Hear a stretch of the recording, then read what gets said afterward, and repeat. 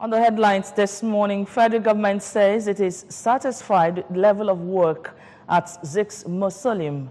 Participants at the 2018 Nigerian Bar Association Onitsha Week call for immediate legal reforms. Federal Road Safety Corps approves the establishment of 30 road camps.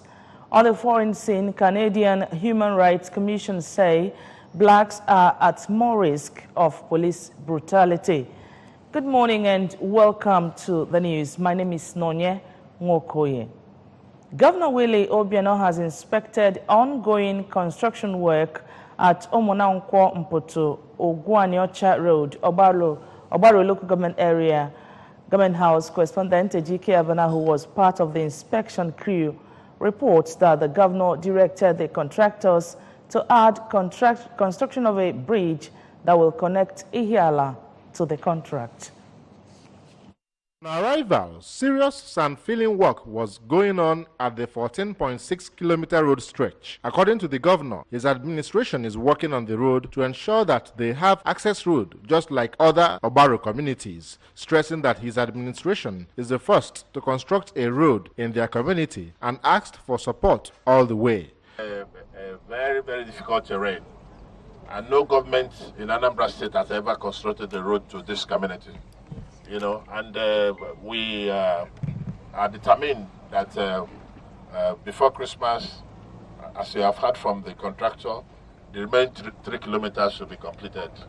You know, when I was coming here, I saw some bad portions down there because of the heavy flood that we had here not too long ago. The flood is just receding. He's also going to address that, you know, so that Ogwaniocha, like other Obaro communities, will have access road, and they should remember the party that is doing this for them. The Commissioner for Works, Engineer Marcel Ifejiofo, explained that the contractor has assured of doing the stone crush to the traditional ruler's palace before Christmas. This is the first time a road is getting to this community of Ogwaniocha. We've been here before, and the community are very grateful, the local government are grateful for giving them an access road. Igwe's place is some meters away from this place. The last time we came, we were there. So the contractor to this project is Tamad Construction, and he's doing very well, and we hope that before Christmas, we must have given them a crossstone to Igwe's palace so that Igwe can get to his house. The project manager of Tamad firm handling the project, Mr. Tony Madi, emphasized that the road is the hardest road in the state, assuring of completion of the road in record time, as well as adhering to the stipulated standard. We promise His Excellency to go to the end, and before Christmas time, the stone will reach the house of the Igwe around the 12,000 chenage. But now, by grace of God, now we will continue to reach the house of the Igwe. He is ready to welcome His Excellency. The traditional ruler of the community, Igwe Oliver Nnaji, thanked the governor for coming to their rescue on the road project, which was initially given by the previous administration, assuring of their unalloyed support to the state government. At least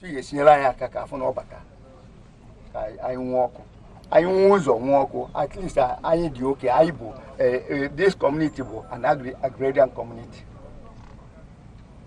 When it was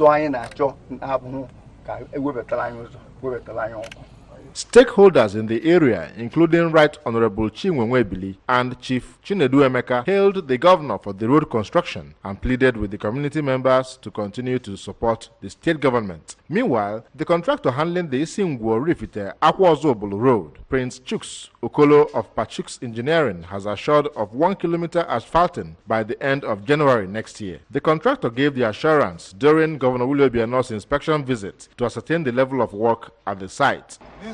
This road was awarded to Pachuks Engineering, and now we have fully mobilized, and we have commenced our job. We are starting clearing. After this, we do formation, and we promise to meet our target. So I don't think nothing is delaying the progress of this job. So I'm asking the Orifike people to be patient and work together with us so that we can achieve the main objective. Dr. Willie Obiano is working. The 5.6 kilometers road, awarded in March 2018, has a spur to Ose Umuodum and St. Mary Catholic Church, Isingwo. Some stakeholders in the area, including Chief Jude Emecheta and Chief Romi Ezonwoka, applauded the governor for always keeping true to his words. The people of the area beat drums and exhibited wonderful dance steps in joy and excitement. Ejike Abana, ABS News. Thank you so much, Ejike. Moving on, the Minister of Power, Works and Housing, Mr. Babatunde Fashola, has expressed satisfaction with the quality of work at the Zix Mausoleum in Obabo village, Onitsha. Mr. Fashola made this known when he came for what he called final inspection on construction work on the site. ABS correspondent Ngozi Obileri covered the minister's visit and now reports. Built inside the Zix compound was an administrative block that housed 2 halls, art gallery, library, museum, archives, VIP lounge, reception hall, among others. The minister was accompanied by the Minister of Employment, Dr. Chris Ngige, and other officials in the ministry. Speaking after inspecting work on the project, Mr. Fashola said that the mausoleum has been completed and is ready for commissioning. The minister expressed delight over the quality of work done at the project and said, though the work was delayed, the most important thing is that it has been completed. He charged staff of the ministry to ensure that the compound is kept clean before, during and after the commissioning.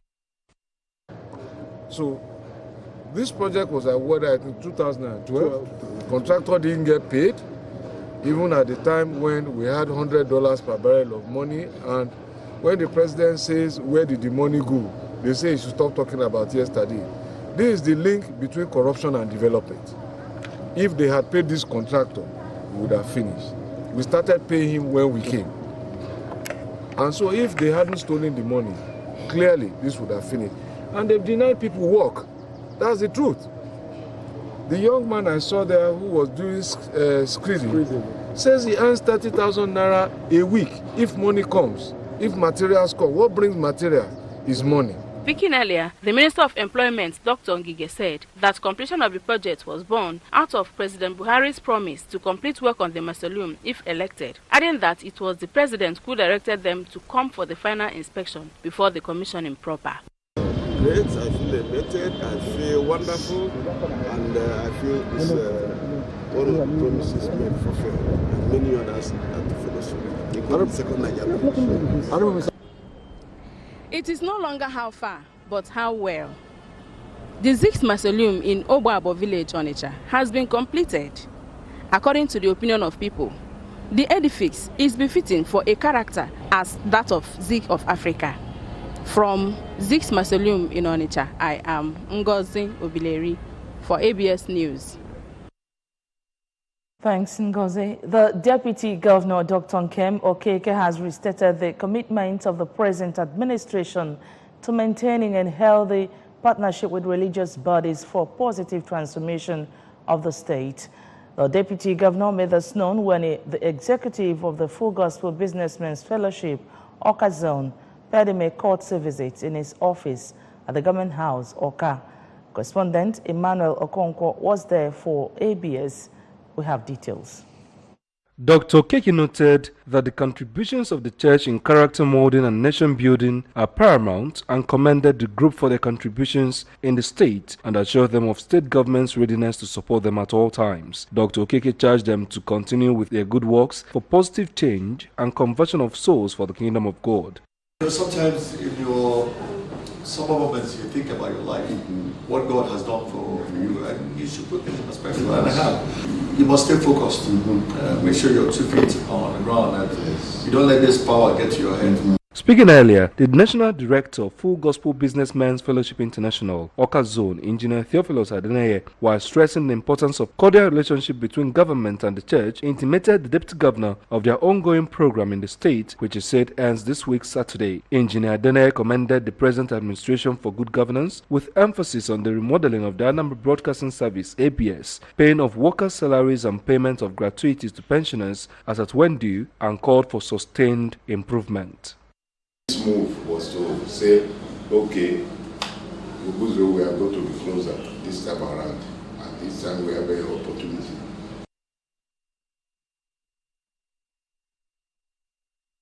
Meanwhile, the state government has assured of its continuous assistance to persons affected by this year's flood disaster in the state to ensure they reintegrate into their communities.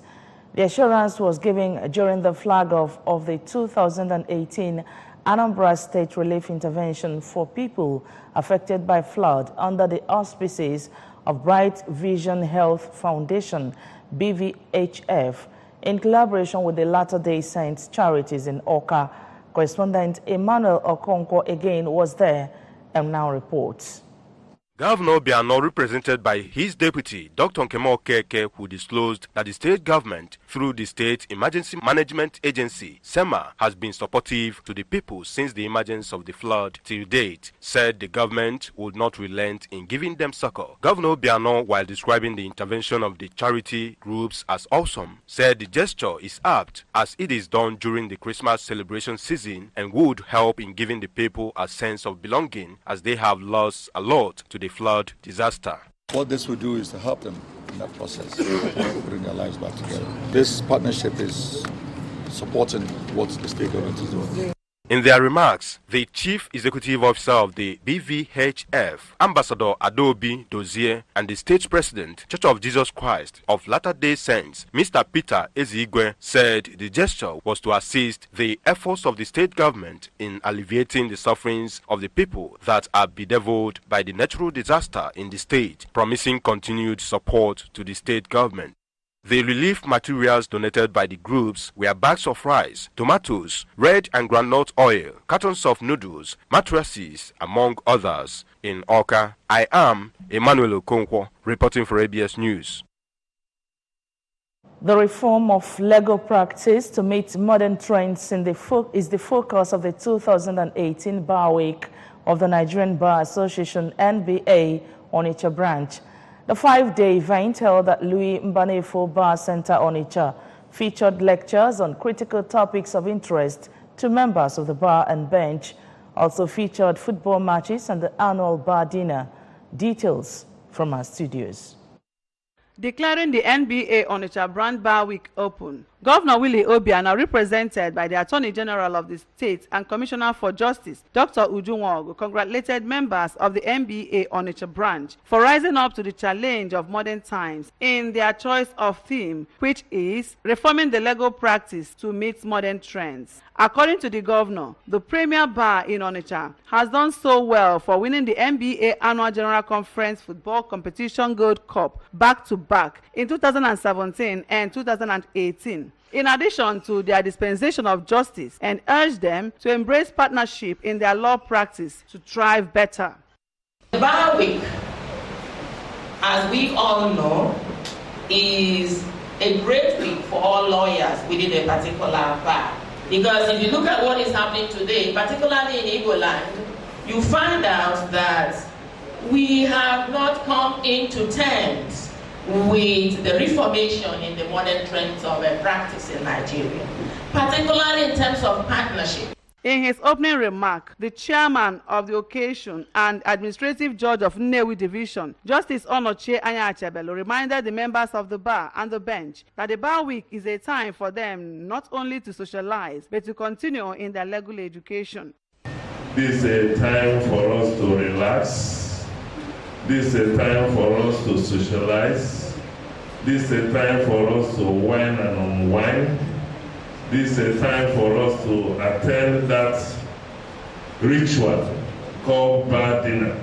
In his address, the chairman of NBA Onitsha branch, Barrister Ozemena Erine, noted that the challenges facing the practice of law and lawyers, as well as the interference with the autonomy of the judiciary and the unbridled foray by non-lawyers into the sacred areas of law and practice, informs their choice of theme for the 2018 Bar Week. On a happy note, the Premier Strikers made history by winning the 2017 and 2018 NBA Annual General Conference Football Competition. At the bar dinner to mark the end of the Bar Week, the retired Honorable Justice Okechukwu Okeke of the Federal High Court described Onitsha Bar as a reference point, charged members not to run their colleagues down, and extolled the good relationship existing between the bench and the bar. Earlier in a remark, Chairman of the 2018 bar dinner, Justice G.C. Madetesi, appreciated all and sundry for the innovations in the legal profession. In their respective remarks, the Planning Committee Chairman of the 2018 Bar Week, Justice Peter Afuba, the alternate Chairman, Barrister Onyechi Ononye, the Vice Chairman of NBA Onitsha Branch, Barrister Amaka Uzuebu, and Barrister Edward Ibebu described the Bar Week as a huge success. Novelty football match between NBA and NMA Onitsha Branch, presentation of prize to the NMA Onitsha Branch Chairman, Professor Dan Anyam, and to the winners of the Bar Week raffle draw formed the highlights of the occasion. Now to national news. The Federal Road Safety Corps has approved the establishment of 30 road camps across the country along corridors designated as critical. The Corps Marshal, Dr. Boboye Oyeyemi, disclosed this at the fourth quarter 2018 strategy session with 12 zonal commanding officers and 37 sector commanders in Abuja yesterday. Dr. Oyeyemi said that the session would enable the Corps strategize towards ensuring a successful Operation Zero Tolerance. He noted that FRSC had also activated all roadside clinics and the Emergency Rescue Ambulance Scheme. Oyeyemi said that the Emergency First Respondents Scheme members across the country had also been mobilized. He said that all commands were to work in close concert with the Federal Road Maintenance Agency and state traffic management agencies, among others. He further said that within the quarter, the Corps commissioned 3 permanent sector command offices in Oyo, Ekiti, and Kano, bringing the total to 4 out of 8 newly constructed ones. He said that President Muhammadu Buhari had assented to the UN Convention on Road Traffic Signs and Signal of 1968, adding that the instrument of accession was deposited at the UN Treaty Office in October. He urged members of the Corps to ensure that the core values of the Convention were brought to bear on the country. And on business news, the Executive Secretary, Petroleum Products Pricing Regulatory Agency, Abdul Kadri Saidu, says the federal government has no plans to increase the price of petroleum premium motor spirit known as petrol. Saidu restated in a statement yesterday in Abuja that the retail price of petrol remained at the subsistent price cap of 145 naira per litre. He urged Nigerians to ignore the growing speculation on the purported imminent increase in the palm price. The Executive Secretary advised marketers to ensure that there was no price distortion in their respective retail outlets. He added that the PPPRA would continue to carry out its oversight function of monitoring activities in depots and in all filling stations across the country. This, he said, was to ensure adherence to the regulated price and to nip in the bud other forms of sharp practices at retail outlets. The Executive Secretary further warned that adequate sanctions await any errant filling stations. He commended the petroleum products marketers in the country for embracing dialogue with the federal government to resolve the issues arising from payment of the outstanding fuel subsidy claims. A black person is 20 times more likely to be shot dead by police than a white person in Canada's largest city, according to a new damning report from Ontario Province Human Rights Watchdog. The Ontario Human Rights Commission studied 7 years of data related to interactions between police and black residents in Toronto for the report and found that the city's black citizens are disproportionately discriminated against by police. The group also spoke to 130 people in black communities about their experience of fear, trauma, and humiliation, which has fostered mistrust and expectations of negative treatment by police. The study found that although fewer than 10% of Toronto's 2.7 million people are black, they account for 30% of police use of force incidents that result in serious injury or death. 60% of deadly encounters with police and 70% of fatal police shootings. The figures have not changed since 2000. The report also said officers involved in incidents sometimes provided biased and untrustworthy testimony, inappropriately tried to stop incidents from being recorded, and failed to cooperate with the investigating unit. Now, sports news. A 14-year-old goalkeeper, Luca Campanaro, has tragically died after colliding with another player during a football match. Campanaro was injured in a Youth Cup game in Aylesbury, Buckinghamshire on Sunday. The teenager, who played for Bedgrove Dynamos, was taken to a hospital but died later.